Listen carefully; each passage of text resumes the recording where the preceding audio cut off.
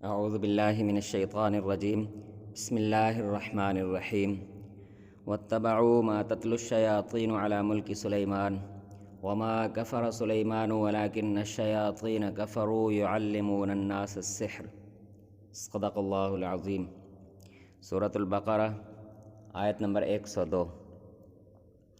حضرت سلیمان علیہ السلام کو اللہ تعالیٰ نے نبوت کے ساتھ ساتھ ایسی حکومت عطا فرمائی تھی جو نہ اس سے پہلے کسی کو عطا کی گئی اور نہ اس کے بعد کسی کو عطا کی جائے گی۔ حضرت سلیمان علیہ السلام کی اطاعت میں انسان، جنات، ہوائیں، چرند پرند، تو ہر وہ مخلوق جسے اللہ تعالیٰ نے اس زمین پر آباد کیا ہے، اس زمین پر پیدا کیا ہے، ہر مخلوق کو حضرت سلیمان علیہ السلام کے حکم پر مسخر کیا گیا تھا۔ تو کسی بھی مخلوق کو کوئی حکم دیتے تو وہ اسے پورا کرتی تھی۔ تو انسانوں کے ساتھ ساتھ حضرت سلیمان علیہ السلام کی حکومت میں جنات سے بھی کام لیے جاتے تھے، ان سے مشاورت بھی کی جاتی تھی۔ حضرت سلیمان علیہ السلام کی دربار کی مجلس میں جنات کے بڑے بڑے سردار اور رؤوسا وہ شرکت کیا کرتے تھے۔ تو اس وجہ سے پھر اس زمانے میں انسانوں اور جنات کی آپس میں ملاقات بہت زیادہ ہو گئی، اس میں کوئی پردہ اور کوئی روک ٹوک باقی نہیں تھی۔ جنات بالعموم انسانوں کے ساتھ گپ شپ لگاتے، گفتگو کرتے۔ تو اسی دوران جنات نے انسانوں کو وہ علوم سکھائے جنہیں ہم عام طور پر سحر یا جادو کہتے ہیں، کہ جس کے ذریعے سے غیبی طاقتوں کے ذریعے سے کچھ کام کیے جاتے ہیں۔ اور غیبی طاقتیں کیا ہوتی ہیں؟ وہ جنات ہی اس کے پیچھے پس پردہ ہوتے ہیں۔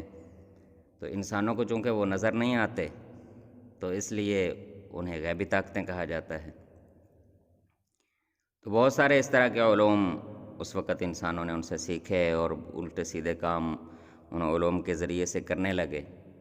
تو حضرت سلیمان علیہ السلام کی وفات کے بعد پھر کتاب و سنت کی تعلیمات پر اتنی توجہ لوگ نہیں دیتے تھے جتنی توجہ ان علوم کی طرف دیتے تھے جو جنات نے انسانوں کو سکھائے تھے۔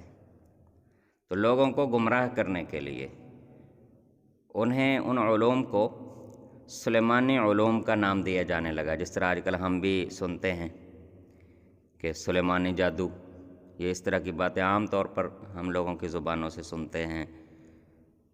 تو اللہ تعالیٰ نے اس مبارک آیت میں اس چیز کی وضاحت کے ساتھ تردید فرما دی کہ حضرت سلیمان علیہ السلام سے اس چیز کا کوئی تعلق نہیں ہے۔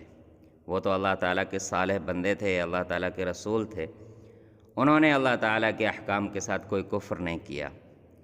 البتہ یہ وہ جنات اور انسانوں کے آپس میں میل ملاپ اور ملاقات کی وجہ سے انسانوں نے جو علوم ان جنات سے سیکھے تھے، یہ انسان ان کی پیروی کرنے لگے اور لوگوں کو گمراہ کرنے کے لیے انہیں سلیمانی علوم کا نام دے دیا گیا۔ بس اتنی سی اس کی حقیقت ہے۔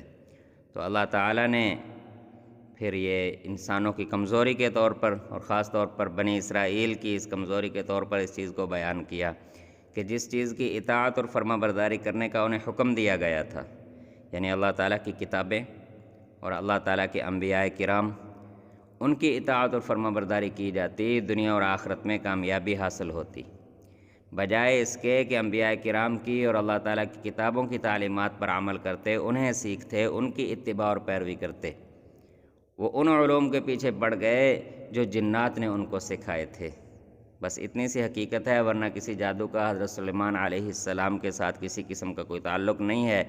یہ جتنے لوگوں نے سلیمانی علوم، سلیمانی ٹوپی اور یہ سلیمانی جناب جادو، یہ فلاں فلاں، یہ سب کچھ جو کچھ رکھا ہوا ہے، اس کا حضرت سلیمان علیہ السلام کے ساتھ قطعاً کسی قسم کا کوئی تعلق نہیں ہے۔ اگر کوئی غلطی سے اس بات کو یہ سمجھتا ہے کہ یہ سلیمانی چیزیں ہیں، تو وہ بھی اللہ تعالیٰ کے اس آیت مبارکہ کو پڑھنے کے بعد اس بات کو اپنے ذہن سے صاف کر دے کہ یہ جنات اور شیاطین کے علوم ہیں، یہ اللہ تعالیٰ کے نبیوں کے شایع نشان یہ علوم نہیں ہیں۔ اللہ رب العزت ارشاد فرماتے ہیں وَاتَّبَعُوا مَا تَتْلُو الشَّيَاطِينُ عَلَى مُلْكِ سُلَيْمَانَ۔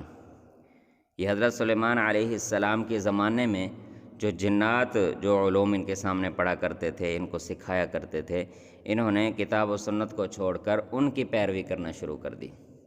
وما کفر سلیمان، حضرت سلیمان علیہ السلام نے قطعاً ایسا کفر کا کوئی کام نہیں کیا ہے۔ اگر یہ ان کے ذمے لگاتے ہیں تو یہ ان کی اپنی گھٹیا حرکت ہے۔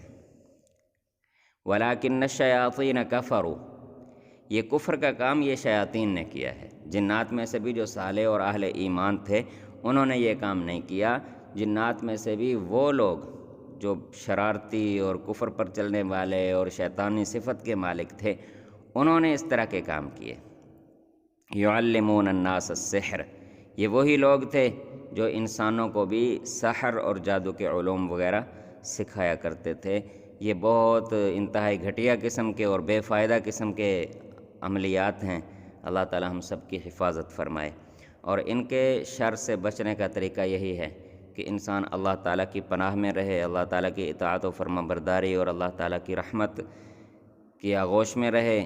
اور اللہ تعالیٰ نے جس طریقوں سے ان چیزوں سے پناہ مانگنے کا طریقہ سکھایا ہے ہم پچھلے دروس میں پڑھ چکے ہیں کہ سورۃ الناس اور سورۃ الفلق جو ہیں وہ ان چیزوں سے بچنے کے لیے بہترین ہیں، ان کا تلاوت کی جائے، ان کا وظیفہ کیا جائے۔ اعوذ باللہ من الشیطان الرجیم آیت الکرسی ہے، یا علماء اکرام نے قرآن مجید سے وہ آیات چن کر ایک منزل کے نام سے ایک وظیفہ بنایا ہے، ہم اسے پڑھ سکتے ہیں۔ اگر خدا نخواستہ کوئی ایسے شریر جنات سے یا شریر انسانوں سے کوئی اس طرح کی چیز سامنے آ رہی ہو، کوئی تکلیف یا پریشانی سامنے آ رہی ہو، تو ان چیزوں سے بچنے کے لیے وہ علوم جو قرآن مجید میں اور نبی اکرم صلی اللہ علیہ وسلم کی سنت میں سکھائے گئے ہیں ان سے کام لیا جائے، نہ کہ دوبارہ انہی لوگوں کے پاس جا کر پھر اپنے ایمان و عمل کو برباد کیا جائے۔ اللہ تعالی ہم سب کی حفاظت فرمائے۔